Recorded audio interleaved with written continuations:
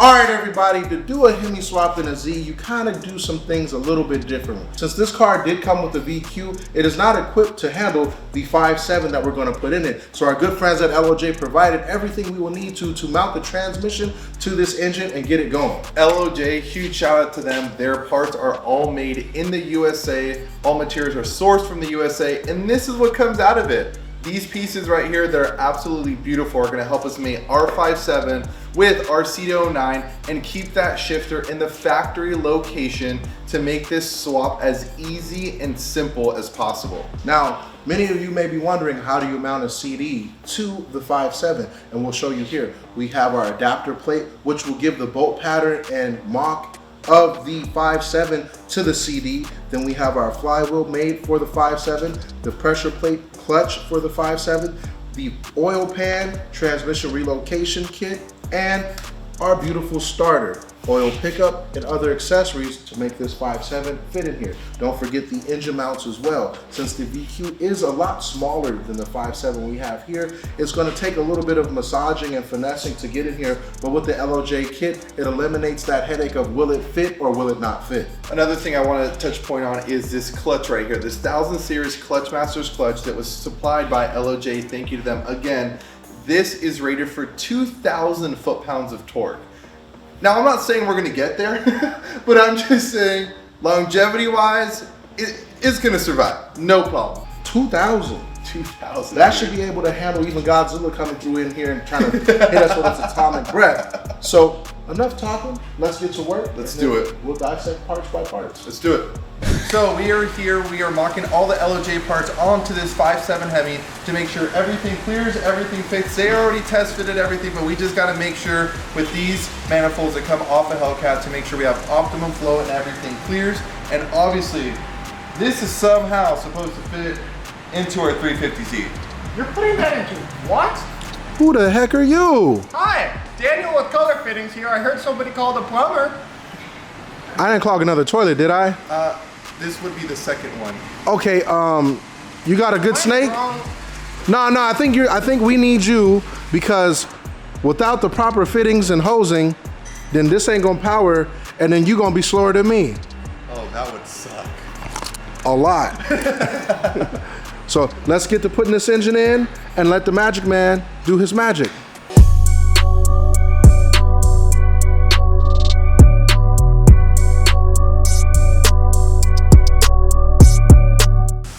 Stuff right now. Yeah. We're hooking up the crane. We're gonna get this thing off of here into there. You ready to see if this fits in here, sir? Oh. No. Okay, I need you to help guide me, brother. I'm gonna film and do this at the same time. I got you. You might have to take these headers off, boss man. No, I don't want to though. You might have to just run headers out the top. You might not have to run an exhaust. So the first series of problems just happened. We put the headers on before we put the engine in, so we're gonna have to take them off, or no, more or less Noel's gonna take off the headers, and then we'll get the engine in here. Figuring out the configuration of the headers in the bay might be a little issue, but we're gonna be able to work around that, right? Damn right. And it's just the fact that the heads on this are so massive, but yet again, even in V8 applications like an LS, you would put the headers in after the engine is in the car. So is there a difference between the Hellcat header and the Scat Pack header? Yeah, so the Hellcat ones flow more freely than the other ones. That's why you see this with some Hellcat ones, but it might not fit. It's okay. We'll make it fit. Magnuson knows how. Oh. We have to go even lower. Yeah, dude. you gotta go lower, bro. Go even lower. It's not. So I can get that in though. Issue number one right now, the heads are so large that they're hitting this inner, outer, is this not the firewall? What would you consider that? Like I guess the first section to the firewall, because the firewall's right here, but this protects like all your brake booster, ABS, clutch master cylinder, all that good stuff. And your battery goes over there. Well, there's a battery. We're gonna have to put the battery in the trunk now, boss man. Yes, sir. Anti-gravity in the back. All right. It's almost there. It is. It's almost there, Noel. You got like a couple inches to go. Sometimes that's all it takes. It's just a couple inches. Just a couple. So what you thinking about doing, Noel, to fix the issue? So I'm gonna mark off the sections that they are, and if you guys look closely, like I'll show you right over here. All right, so the place that I'm gonna do a little clearancing on right here, all we got on this side is the battery tray, and everything else we're not gonna use. So I'd rather whack that, get it pushed in on both sides, because there's room on both sides, and see if we can get this thing pushed in all the way and fit it in. Hey, yo, what you doing with that? I'm angry. Ooh. So since Noel hit about what, I'd say 1.5 inches back into the car, hopefully that's enough clearance for these heads. They're massive. Hey, it's in there. Let's go, dude. So let it go. It's in there. My biggest concern right now is, and this is gonna suck, your headers have absolutely no room right at the moment for stock headers. But if we run the factory 5.7 Hemi ones, those things are tiny compared to those beluga whale ones. So what's the issue, Noel? I gotta change out spark plug on cylinder number 8. Which one's cylinder number 8 on a Hemi? No one roasts me, but it's this one. Bro, but it's at the top though. What? It's on the top, isn't it? Gary. Where's the spark plugs on here? Where's the spark? I wouldn't even. It's under there, right? Ooh, Get to that bolt, Gary. you got some more clanging and banging to get to work, Thor. What if? Let me put on my suit. You got a suit? No. Magic of editing. The plumber's gonna get to work making all my pipes and making sure they're all clean and nice. You cool with that? Jumping into the bag of goodies here, I brought like half the inventory with us because I don't know what I'm gonna need for this project yet. Normally, I have a full car in front of me ready to get buttoned up, but these guys gave me about half of one. What are you trying to say? You said you was the magic man. You had the magic hands. Oh, can I do the magic hand? You could do it. Do you always, before working on a car, genuinely have all this with you? Not quite this much. Normally, I know exactly what I need going into the project. I brought like 8 to 10 of everything here. I can do a little close-up if you like. Ooh. So what I'll do is, Are we revealing the color yet? is this the color? This is going to be the color for Is this this- car. This is what I decided on. Noel's like, you do your thing. What color would you consider? It's like This orange. is a burnt orange. This is similar to the 350Z. Ah, the 03, the first years. Uh-huh. There's always some dude at a car meet with the burnt orange 350Z. You know I got the first model, right? I had all the Z's. I didn't want to get the 370, but I got the 350 in the. Back in my day.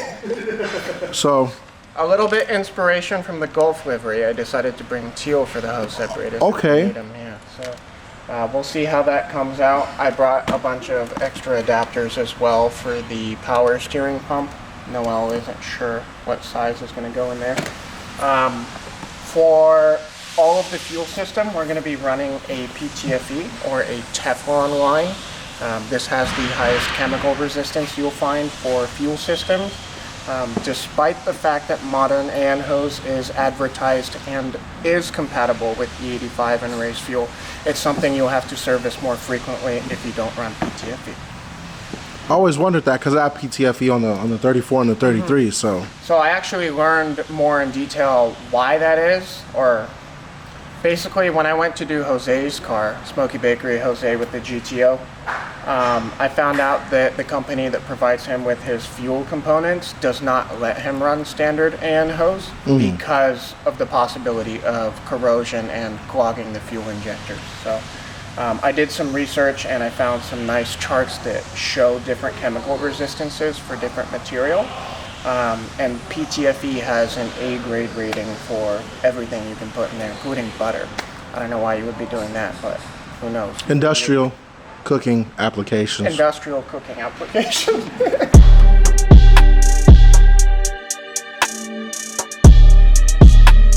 We can have the lines slightly staggered and calm down. Yeah, all the way down, making it look super nice. Hey, you asking me to plumb this car right now is like asking me to plumb your sink, but without the sink.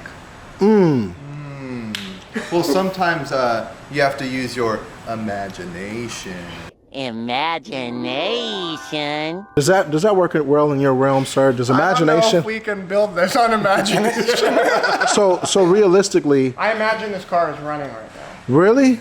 I love seeing. It sounds so good. Can you hear it? Huh? You listen closely. Man, it's shaking my hands. No, it's like a shell you get from the ocean. You just put your ear right here, and then you can hear it. I can hear it now. You know what it said, Noel? What? We ain't got no water, coach. So technically, in a realistic world, what is it that you could do today? Today, I can definitely get a really solid idea of what kind of hose ends we're going to be using with our imagination. So you can tell me roughly where your low temperature radiator is going to be. We can kind of figure out how we might caulk these lines. So it's gonna be somewhere right here. Somewhere right there, that's a great start. All right, guys, the plumber has left. Daniel from Killer AN Fittings has left. We outfitted all the AN fittings where we're gonna run all the hoses and all that good stuff, thanks to him again. But now it's time for this thing to come out. We gotta put the transmission, everything else in, do some other modifications to make sure this thing fits perfectly, and we'll get going. What's that bad mama jamma? All right, we got a new oil pickup tube. This is a part of the LOJ kit for the Hemi Gen 3 motors. This is gonna sit at the lowest point in the oil pan, whether we're going sideways, fast in a straight line, no matter what G-force we're gonna be experiencing with this car, we're always gonna have optimal oil pressure going into it. Nice, so it won't starve itself? It will never starve itself. It'll never do any of that stuff. We will always make sure this thing stays alive and running. So kids, before you do this, remember, oil pickup, then whatever that, what is that? That's the oil pan gasket right there. Oh, that's the oil pan gasket? Yeah, see, it's not RTV, OEM. That's what we like. Yeah. Let's get this thing taken care of. This is just gonna go, boom, editor, do your thing, boom, done.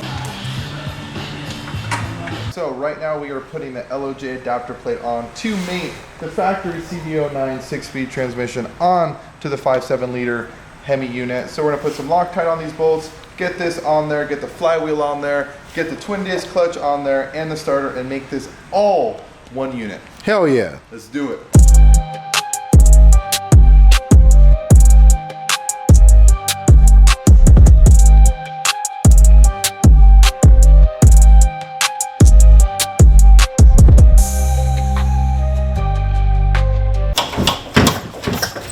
That's what it's like hitting the slopes. It's because you skipped leg day, huh? Never skip leg day, brother. Ooh, you heard that? Dap around the world. Unfortunately, the engine is a little bit larger than we thought for the 350Z engine bay. So Noel has marked where we have to cut. On your car, you may not have to do this, but on this, for accessibility and maintenance wise, we kind of have to. So if you notice, Noel did bang out certain parts because the heads are larger than we thought, and it does fit, but It's just, if this is going to be a race car and you need to change the spark plugs on it, or you want to take the valve covers off, you don't want to have to pull a motor to do it. Even though it will be easy, doesn't mean you want to do that every time. We want to be able to service it in the car, and even talking with Stefan at LOJ, he's like, for serviceability and everything you're doing, it doesn't serve a structural piece whatsoever. It's not structural.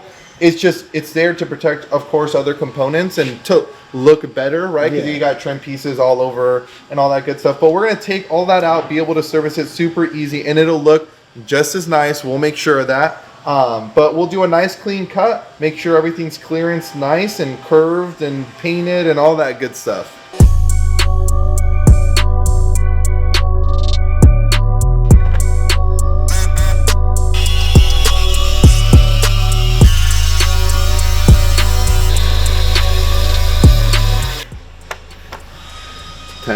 Hours later. Ta-da! All new.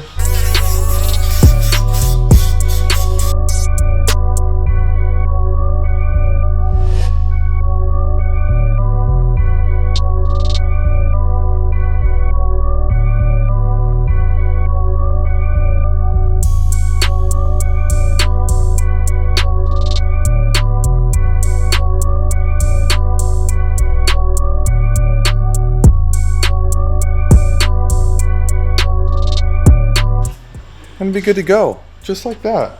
Ta-da! That's how you build a 350Z. We're done. We're out. What time is it? 3:08. We're making good time, huh?